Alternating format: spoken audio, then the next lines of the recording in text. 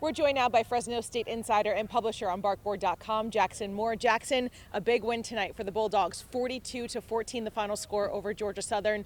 We got to talk about the run game and how the Dogs were finally able to effectively run the ball. What'd you see from them? Yeah, especially after what happened last week, and even the first half was a little shaky, and then all of a sudden just let loose. The floodgates were unleashed, and it felt like the Bulldogs couldn't be stopped, and felt like every single running back that they put in there was getting up yards. And big kudos to the O-line. With all the steak dinners we heard the running backs are going to buy them this week, I hope they're not out of breath next week when they play Oregon State. But and there was an injury on the O-line, and they just kept chugging along, and just a very impressive performance. We talk about Bryson Donaldson and obviously how he's the staple of the running back room, and we had Rayshawn Luke scoring 3 touchdowns tonight. But Brandon Ramirez, again, getting some really important carries and giving those guys time to rest. What did you see from the sophomore? Yeah, it's when Ramirez gets the ball, it just seems like he's such a force, and especially after a defense has taken 20 carries from Donaldson and 10 from Luke, and then they get that guy coming at him. I mean, even the first drive at Kansas, it felt like the Jayhawks were kind of worn down on that first touchdown drive when he got the ball, and it just was more of it. I think it's a perfect recipe as long as they can just establish things and get it going to start off. The Bulldogs keeping a shutout for Georgia Southern in the second half. What did you see from the defense and specifically those linebackers? Yeah, the defense, 5 possessions, 5 punts for Georgia Southern's offense in the second half. So, I mean, about as good as it could be. Kavion Thunderbird stepped up. Tim Thomas got ejected early with that targeting call. That was huge. This defense is not very deep at the position, so for him to have a good game was big. And just felt like the D-line, again, much like the O-line last week, didn't see much. This week they felt like it was dominant. So we need a few more sample sizes to see what this team truly is, but you feel a whole lot better after seeing what they did against what is a pretty solid Georgia Southern team.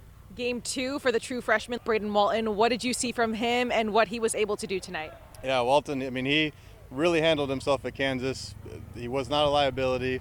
He helped lead that one score that the Bulldogs had, and then him and the whole line, they just took a whole big step today, and I just felt like they had the edge physically, schematically, and the true freshman, the only true freshman on either starting lineup on the whole field, and it's one thing if you notice a true freshman or a lineman, it's usually a bad thing. So the fact that it went off without a hitch is a big thing for him. Seems like Braden Walton will be a part of that steak dinner that they'll be treated to. I'd say so. They might need 2 steaks to feed that guy.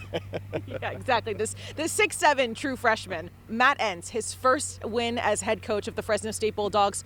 What does a win like this give fans to look forward to? Yeah, it's huge because the Red Wave, Fresno, the community had one example of what Fresno State football was under Matt Entz, and it was not very fun last week. And so for 36,000 plus to come out here to see this offense run the way it did and to really dominate in the second half and just leave very happy, I mean, it's a big deal. And for him as well, just you could see how pumped up he was, how much work went in the last week, how down they were this time a week ago, and how much they put in over the week. And it just really feels like a big confidence boost moving forward. What does this group need to do to be successful next week at Oregon State?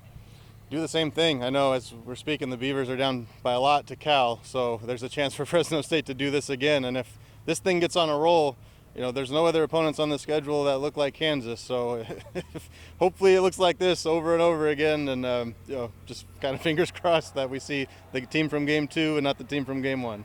All right, thanks, Jackson. Always appreciate your time. Thanks for having me.